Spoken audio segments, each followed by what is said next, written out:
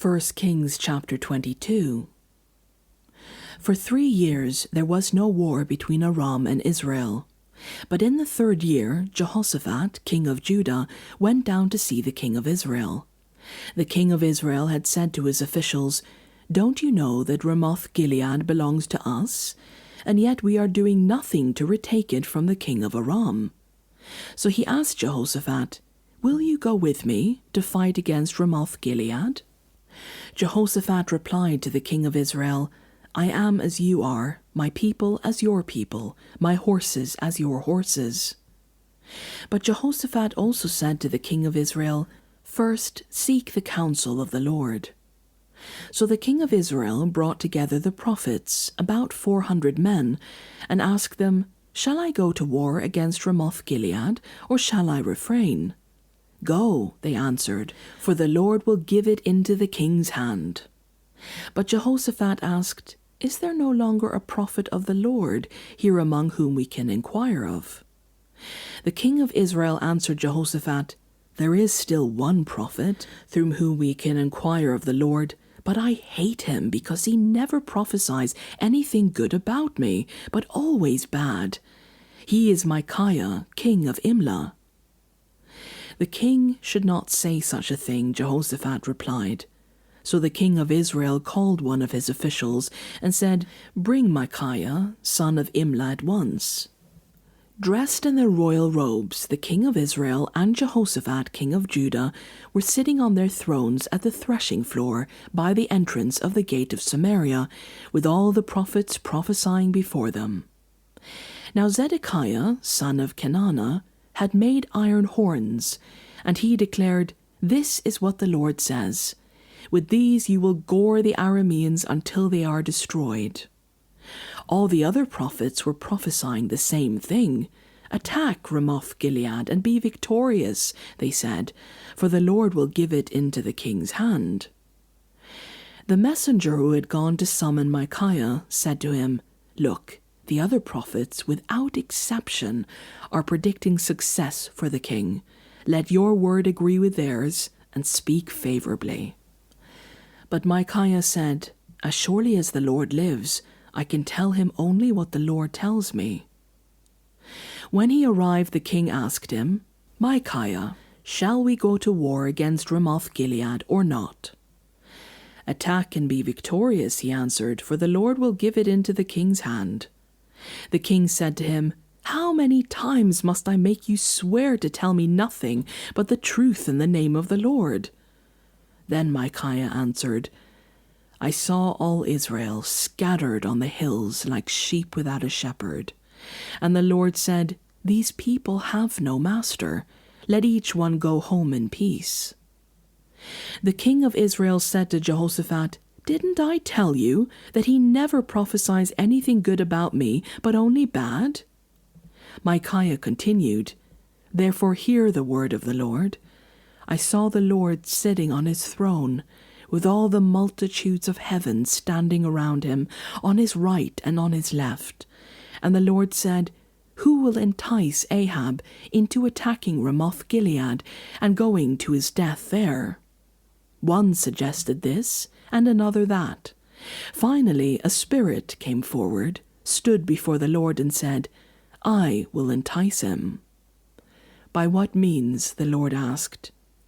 "I will go out and be a deceiving spirit in the mouths of all his prophets," he said. "You will succeed in enticing him," said the Lord. "Go and do it." So now the Lord has put a deceiving spirit in the mouths of all these prophets of yours. The Lord has decreed disaster for you.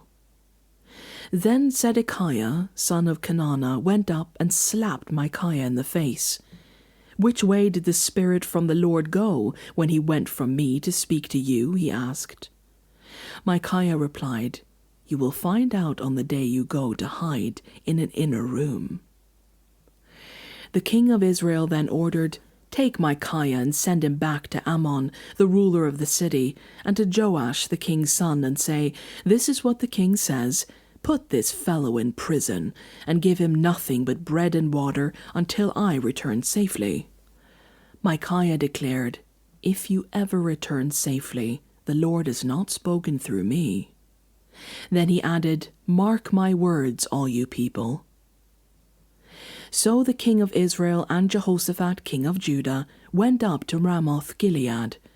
The king of Israel said to Jehoshaphat, "I will enter the battle in disguise, but you wear your royal robes."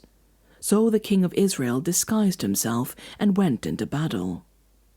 Now the king of Aram had ordered his 32 chariot commanders, "Do not fight with anyone, small or great, except the king of Israel." When the chariot commanders saw Jehoshaphat, they thought, "Surely this is the king of Israel." So they turned to attack him. But when Jehoshaphat cried out, the chariot commanders saw that he was not the king of Israel and stopped pursuing him. But someone drew his bow at random and hit the king of Israel between the sections of his armor. The king told his chariot driver, "Wheel around and get me out of the fighting. I've been wounded." All day long the battle raged, and the king was propped up in his chariot facing the Arameans. The blood from his wound ran onto the floor of the chariot, and that evening he died.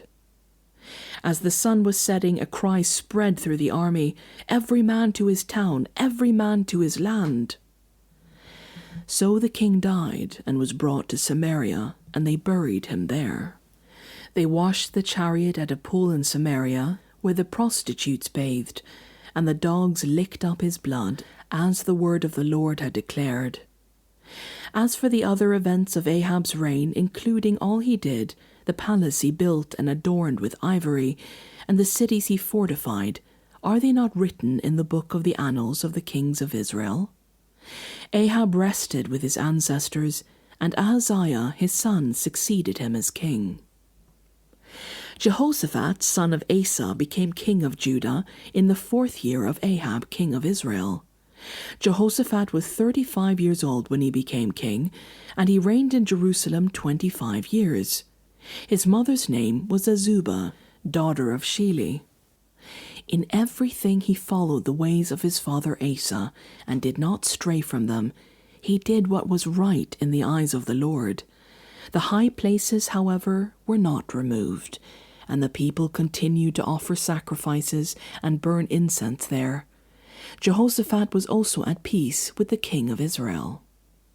As for the other events of Jehoshaphat's reign, the things he achieved and his military exploits, are they not written in the book of the annals of the kings of Judah?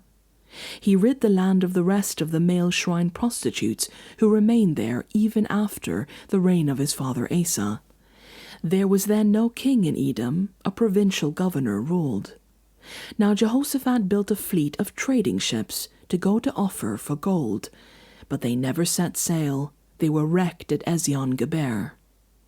At that time Ahaziah, son of Ahab, said to Jehoshaphat, "Let my men sail with yours." But Jehoshaphat refused. Then Jehoshaphat rested with his ancestors and was buried with them in the city of David his father. And Jehoram his son succeeded him as king.